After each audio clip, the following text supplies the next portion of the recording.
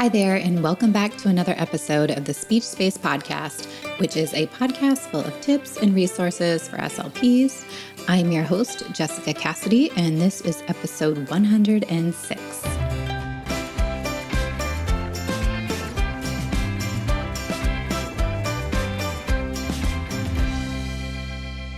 Today, we're going to be talking about where to find digital reading passages for speech therapy.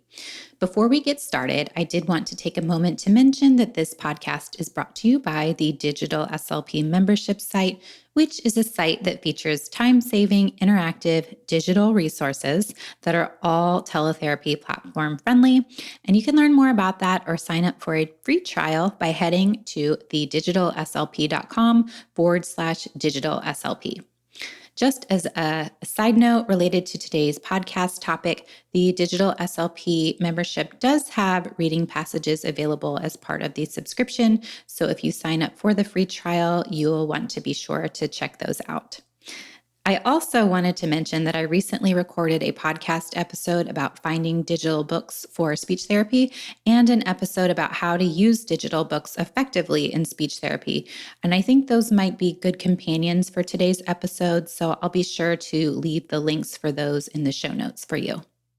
Before we jump into resources, let's talk a little bit about why digital reading passages can be such a useful part of our therapy toolbox. What I love the most about digital reading passages is that they're different. It's not always easy to fit an entire book into one speech therapy session, and shorter passages allow us to target the same skills without spending quite as much time getting through the text itself. I also wanted to highlight the fact that digital passages are an especially good nonfiction resource. If you're in the schools, they allow you to align your therapy materials with classroom curriculum, and they can also be a great way to engage with students' individual interests.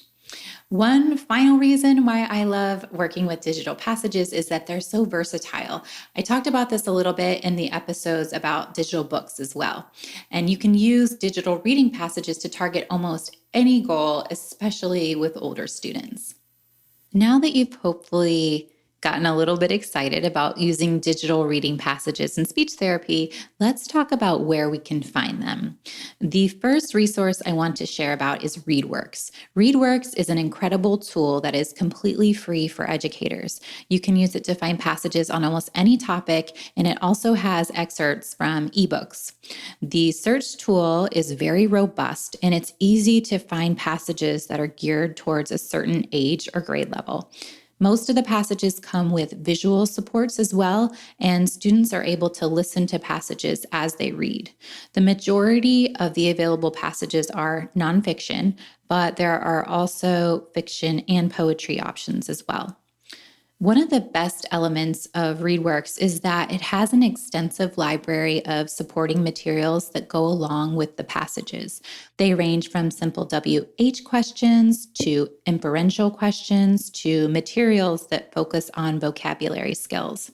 There are also educator guides and webinars and integration with Google Classroom and Clever if your school or clinic uses those tools. If you work with school-age students, you really could plan an entire week of therapy just using ReadWorks. I'll make sure that I link that in the show notes, and I encourage you to check it out. The next resource I want to share with you is called Newsela. It's very similar to ReadWorks, although there isn't quite as much free content. Newsela has a wide variety of passages, including nonfiction, fiction, and poetry.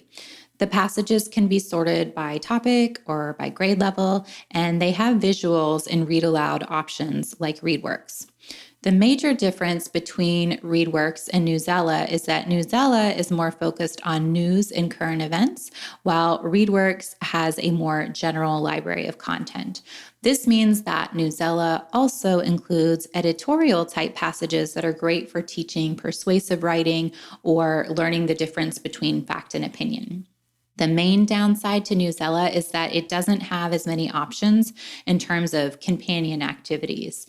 Most of the articles and passages come with simple comprehension questions and quizzes, but that's pretty much it. I do still highly recommend this resource, though, especially if you work with slightly older kids who are into current events. And before I forget, I wanted to point out that both ReadWorks and Newsela have some content that is especially designed for English language learners. So that's really helpful if you have students on your caseload who need that type of support. The final digital passage resource that I want to talk about today is another great one. It is from the New York Times, and it's called The Learning Network. The Learning Network is actually a huge collection of all kinds of education and literacy related tools and activities, and it does include reading passages. I love it because it's free for educators and you don't have to be a New York Times subscriber to access it. Out of the three options we're talking about today, the New York Times Learning Network is probably the most comprehensive, and it's especially great for SLPs who work with middle school and high school age students. It has resources and passages divided by subject, including language arts, science, math, social studies, the arts, and current events. So it's excellent for aligning your therapy materials with the curriculum. It also has a great feature that's basically a curated collection of New York Times articles that have lesson plans to go along with them. One of the things that I appreciate most about the Learning Network is that it has an entire section of accessible passages and activities that are especially designed for students with disabilities. So I definitely recommend checking that out. I know we're mostly focusing on passages today, but I did want to mention that the Learning Network has so many options for extending student learning. There are writing prompts, contests, videos, and more options as well. The Learning Network also has a lot of resources for SLPs and other educators, which are great for those days when you're not feeling very creative and you just need some support with thinking about how to use the tools as effectively as possible. I especially love their educator newsletter. It is free and it always has really inspiring ideas. Now that you've gotten a quick introduction to ReadWorks, Newsela, and the Learning Network, I definitely encourage you to explore through them and see if they might be a good fit for you and your caseload.